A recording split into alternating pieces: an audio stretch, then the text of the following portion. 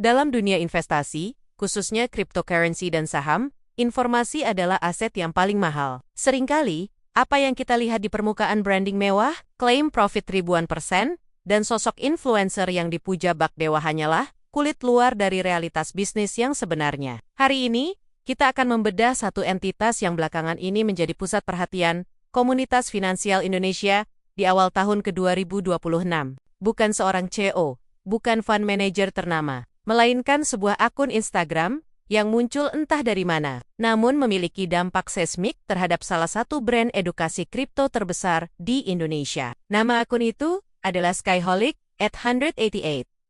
Mengapa kita perlu menghabiskan waktu 15 menit untuk membahas satu akun ini? Karena pada tanggal 5 Januari tahun 2019 akun ini melakukan sesuatu yang tidak berani dilakukan oleh media arus utama. Skyholic888 tidak hanya melempar rumor, tetapi menyajikan data yang memicu pertanyaan besar. Ada apa sebenarnya dengan Timothy Ronald dan Akademi Kripto? Pembahasan ini bukan tentang gosip personal. Ini adalah bedah kasus tentang bagaimana transparansi di era digital bisa meruntuhkan image yang dibangun bertahan-tahan dalam sekejap. Mari kita mulai. Siapa sebenarnya Skyholic888? Pertanyaan pertama yang paling mendasar. Siapa sebenarnya Skyholic888? Secara objektif, sampai hari ini, identitas personal di balik akun ini masih anonim. Namun, jika kita melakukan profiling berdasarkan jejak digital dan pola unggahannya, kita bisa menarik kesimpulan bahwa Skyholic888 bukanlah akun hater sembarangan yang hanya bermodalkan sentimen emosional. Ada 3 karakteristik utama yang membedakan Skyholic888 dari akun gosip biasa.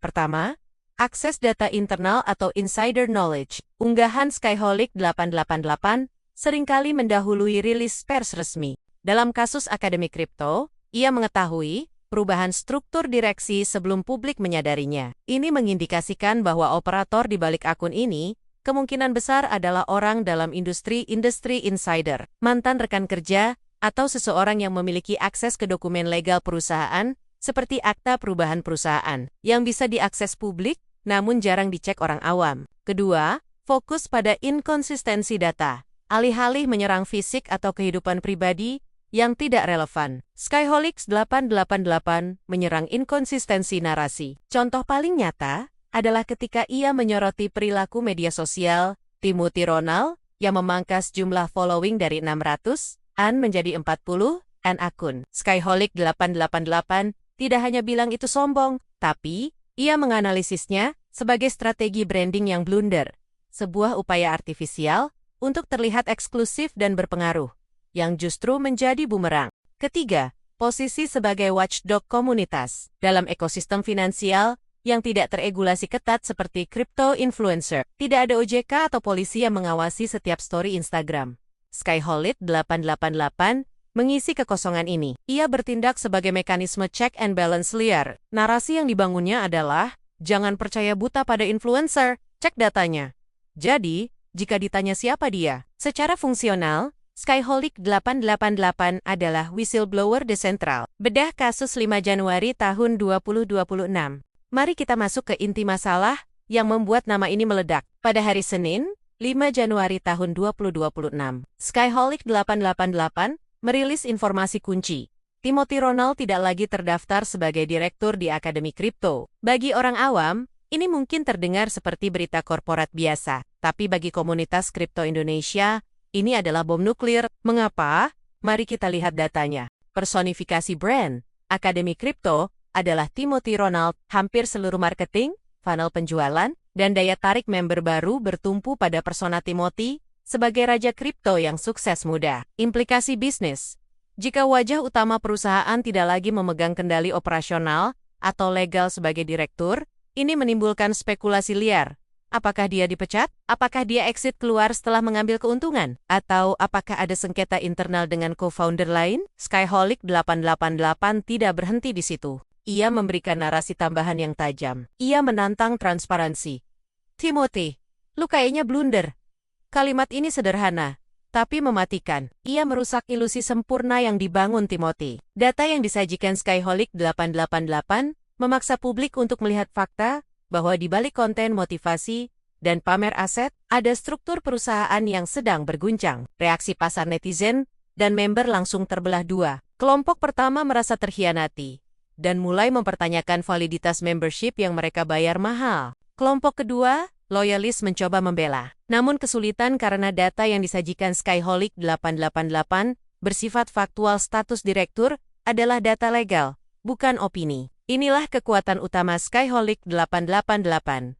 Ia menggunakan fakta publik yang tersembunyi seperti data, legalitas perusahaan untuk memukul narasi fiksi yang dibangun di media sosial. Analisis dampak dan psikologi masa sekarang, mari kita analisis dampaknya secara lebih luas. Mengapa fenomena Skyholic 888 ini penting bagi Anda, baik sebagai investor, pebisnis, atau pengamat? Kasus ini mengajarkan kita tentang rapuhnya authority bias. Dalam psikologi investasi, kita sering terkena authority bias. Kita percaya pada seseorang hanya karena mereka terlihat sukses, kaya, dan yakin. Timothy Ronald membangun otoritas ini dengan sangat baik. Namun, kehadiran Skyholic 888 meruntuhkan bias tersebut dengan satu metode verifikasi. Ketika satu akun anonim bisa mengguncang reputasi raja kripto, itu membuktikan bahwa trust kepercayaan di era digital sangatlah rapuh jika tidak ditopang oleh fundamental yang transparan. Skyholic 888 mewakili suara skeptis yang selama ini diredam. Di kolom komentar akun ini, kita melihat ribuan orang yang selama ini ragu tapi takut bicara,